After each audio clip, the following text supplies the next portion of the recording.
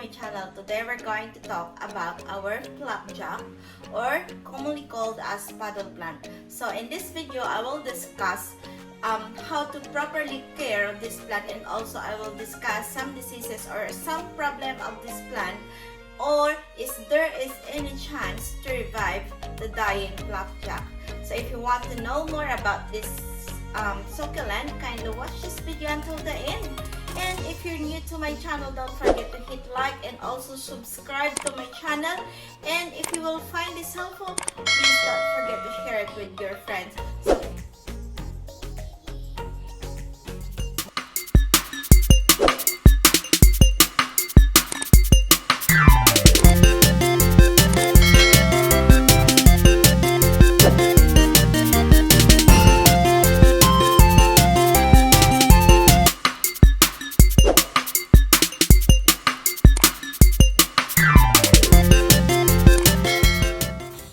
paddle plant or flapjack succulent care guide. So the paddle plant is a pretty flowering succulent with flat, broad, spoon-shaped, shade green leaves with a tinge of red blushing. The large spatulate leaves are the attractive features of this low-maintenance succulent. Also, this plant called as flapjack. The paddle plant is easy to look after. All it needs is plenty of light and dry, sandy soil mix. So there are two varieties of paddle plants that can look remarkably similar. Both belongs to the genus of Kalanchoe in the succulent family of Grassolaceae. However, there are subtitle differences between the two succulent varieties, the Kalanchoe Thyciflora and Kalanchoe Loceae. So let's talk more about this Kalanchoe Loceae and Kalanchoe Thyciflora.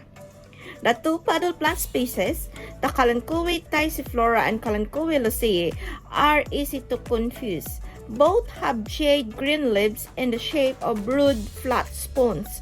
Additionally, these succulent leaves have hints of orangey red hues, so they are look alike if you don't know how to differentiate them. So the Kalanchoe Thyciflora is a species with shorter broad leaves compared to Kalanchoe Loceae. So its leaves stay mostly green during winter, with only thin red margin around the oval leaves. There is typically a chalky green coating on this paddle plant, which the other one doesn't have. While the Kalanchoe Thyciflora is a yarn-shaped yellow flower with bright yellow petals that give off a strong sweet scent. And the other one is Kalanchoe Loceae, is the more spectacular variety of paddle plants. In winter, and when the plant is stressed, the leaves turn vibrant red in color.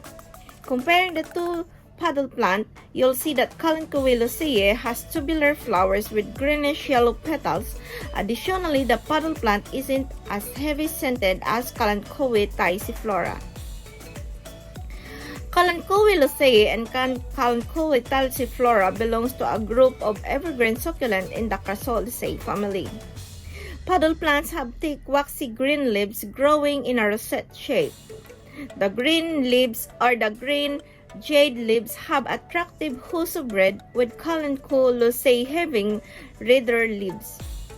Paddle plants grow outdoors where they thrive in sunny, warm, dry conditions. These heat-loving succulents don't tolerate the cold and will suffer in temperature below 60 degrees Fahrenheit or 15 degrees Celsius. Paddle plants get their common name from the broad spoon-shaped round leaves. Other common names of these two Kalanchoe species are flapjacks. Some call them desert cabbage, red pancakes, and also white lady. The paddle plants or flapjack succulent generally grows between 1 and 2 feet or 30 to 60 centimeters tall. However, growing in pots, the succulent usually has compact growth and rarely grows taller than 10 inches or 25 centimeters. The paddle plant is flowering succulent that produces tubular flower on the end of long stem. The flowers are generally yellow to green in color and bloom in late winter or early in spring. Paddle plant flower stems can be up to 3 feet or 1 meter tall. Kalanchoe thyssiflora flowers have a sweet fragrance and are more heavily scented than Kalanchoe lucea. The paddle plants dies after growing because they are monocarpic. However, because of the plant produces many offsets, the plant will continue to grow from the small baby kalanchoes. Also remember that this plant is a monocarpic succulent, that is why the mother plant die after the bloom. But don't be sad because it produces heaps of offsets before it completely die. The common name of flapjacks came from how the rosette leaves are stuck similar to pancakes according to them. So, for light requirements of this plant, paddle plants Kalanchoe lucea and thyssiflora grows best in bright light. The best place to grow paddle plant is on a sunny windowsill. It's a good idea to protect the succulent from intense direct sunlight to prevent leaf from scorching or during the summer days. During the cold winter months, give your paddle plant as much sunlight as possible. Strong sunlight helps to bring out the beautiful red coloring of the Kalanchoe thyssiflora leaves.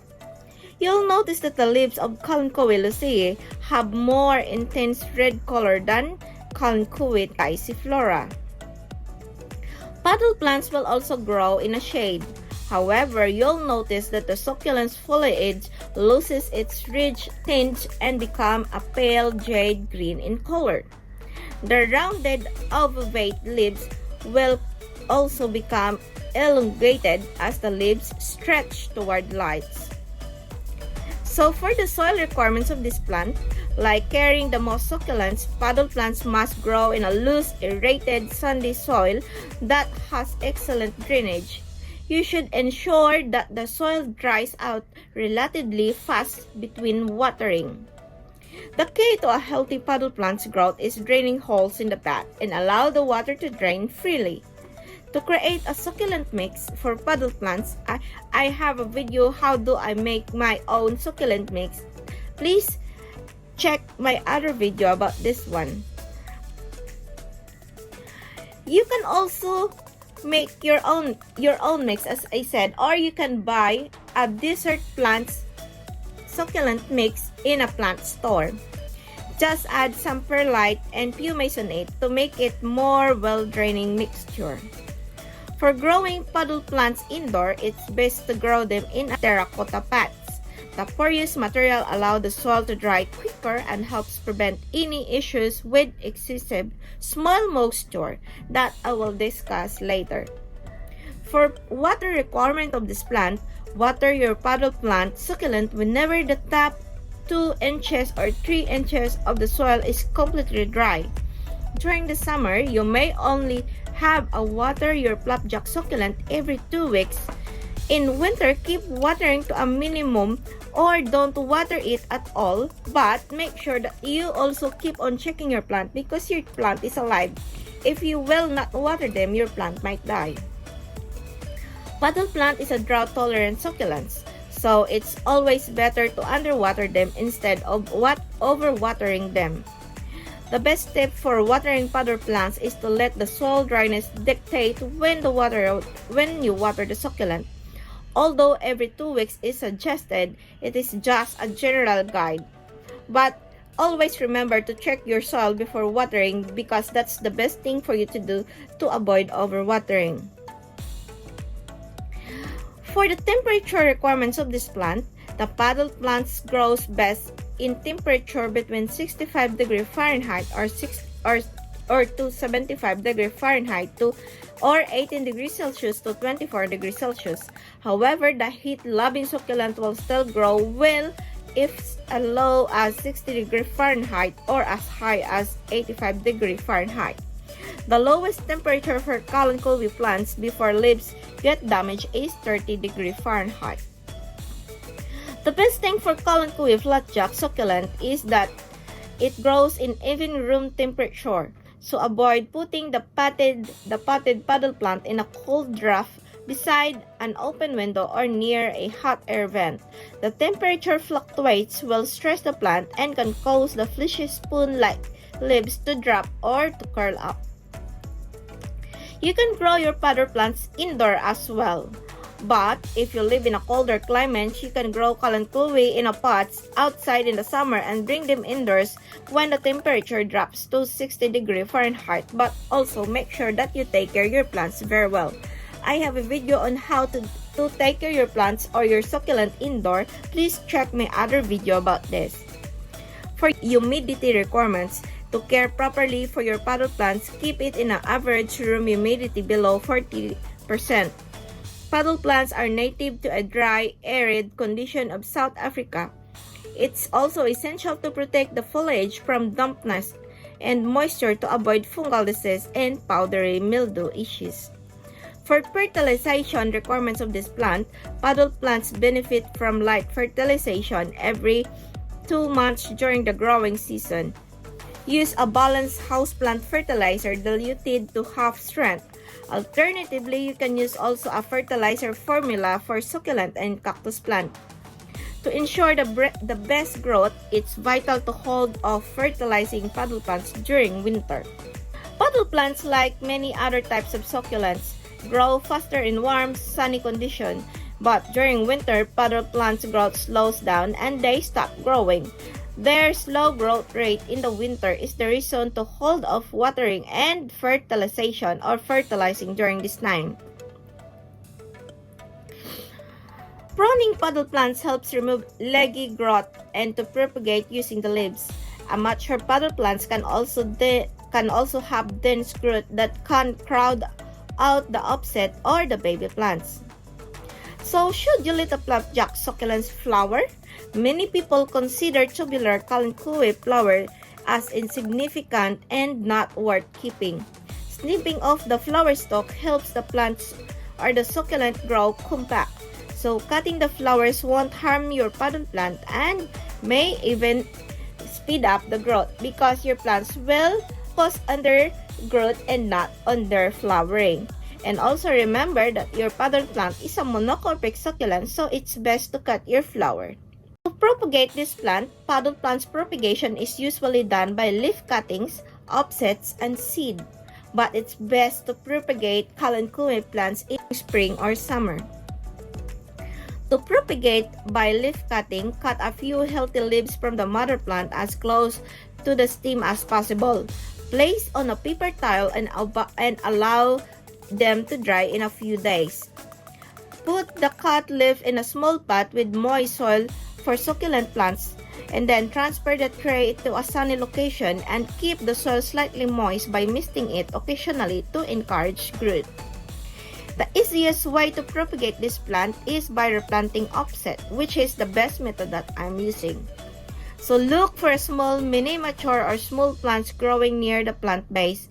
Remove them by hand or use a sharp knife, then place the baby succulent in a moist potting soil and then in indirect sunlight. For repotting this paddle plant, it is best to repot every 1 or 2 years. Transferring the succulent to a larger pot allows more room for growth. At this time, repotting paddle plants lets you check the roots for damage. You can also remove offset to propagate your new plant. To repot your paddle plant, carefully remove the plants from the container. Shake off excess dirt from the roots and trim off any dead ones. Choose a new pot 2 inches larger than the current one and have filled with succulent mix. Place the plant in a pot, ensuring the growth in the same height as before, and then fill the remaining space. For the common pest of your paddle plants, it's rarely silkworm pest infestation if you look after them well. However, sometimes mealybugs, spider mites, or scales can affect plant growth. Some use neem oil solution to spray the leaves and get rid common household bug mites and pests. You may also buy from the store some insecticides for your plant. For common diseases affecting your paddle plant growth, root rot and powdery mildew are common plant diseases affecting your paddle plant. To avoid fungal disease from affecting Kalanchoe succulent, always water them correctly. So this means only watering when the soil is dry and avoid splashing water on the leaves. Powdery mildew is a fungal disease that looks like a white mold on the plant leaves. This white powder won't kill your potted plant, however, it makes your plant look ugly. It's also important to remember that Kalanchoe tisiflora has a white substance that naturally grows in the leaves, so you should know how to differentiate your powdery mildew from the white substance that is naturally in your Kalanchoe leaves. Your potted plants affected by root rot have yellow leaves, trophy growth, and may eventually die. So, to avoid root rot, never overwater your plant. Also, ensure that the soil drains well and dries out between watering. So, if you notice the signs of rotting roots, it's best to repot your plant and remove any dead, mushy brown roots to save your plants. So, if the root rot is extensive, it's best to take cuttings from the healthy leaves to grow a new flapjack or the new puddle plant. So, puddle plants contain toxins and are poisonous to your cats and dogs. So, this jade-colored succulent may kill your dog or cat. Still, according to the study, it says that ingesting Kalanchoe plants' leaves can cause vomiting and diarrhea. So, although flapjack succulents are easy to grow at home, there are few issues that can affect their growth as well.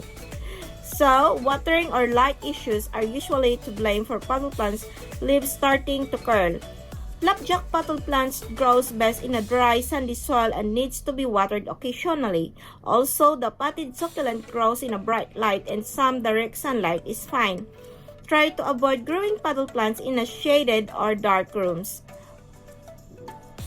So, what is the white powder in your plant? So, puddle plants usually have light white powder-like coating on their fleshy blue-green leaves. However, if the soil has been damp and leaves appear discolored, this white powdery coating, the problem could be powdery mildew. The powdery coating of this plant called farina, this is the covering of the plant to protect them. To resolve powdery mildew on the succulent plant, wipe the leaves with some diluted milk. Then, only water the succulent soil when it's dry and keep the puddle plant away from humid rooms. So, why my puddle plants keep on dying? Shriveled puddle plants' leaves or drooping growth are usually the signs of overwatering. A flapjack succulent. Puddle plants don't like sitting in a soggy, overly damp soil, so excessive soil moisture quickly leads to root rot and that succulents will start to die. So not giving a puddle plant any water at all can also make the leaves wither and die. In this case, drench the soil and allow excess water to drain, then only water your plant when the top soil is 2 inches or 5 centimeters of your potting mix is dry. That's the best technique for you to know on when or how to water your Kalanchoe or your puddle plants. So that's it for today. I hope you learned something, and also if you have any question or any other information regarding this plant, don't forget to share your comments down below and I will make sure that I will respond to all of your comments. So bye bye for now. I hope to see you next time.